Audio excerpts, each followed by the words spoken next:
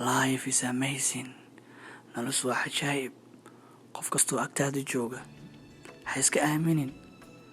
Sometimes dadka aaminta ayaa ugu daran nolosha. Labadan saaxiib mid ka mid ah dahab ayuu helayaa. Dahabku helo waa hal, laakiin saaxiibka kale dahabku haysto waa dahab badan. Wuu wacayaa saaxiib dahab ayaan helay. Markuu arko wow, shaqo fiican ayaa qabatay. Meesha ka sii wada hawsha. Saaxiibkiis markuu sii jeestane gadaal ayuu ka tooganayaa. Wow, that is life. Haddii kugu dhacday ka gudbi hore u soco. Haddii kugu dhicin oo kugu soo socotay dadka qaarkiis isku aaminin. Laakiin si ogow haddaad dadka qiyaanto wax badso, wax beel ayaa laga helaa.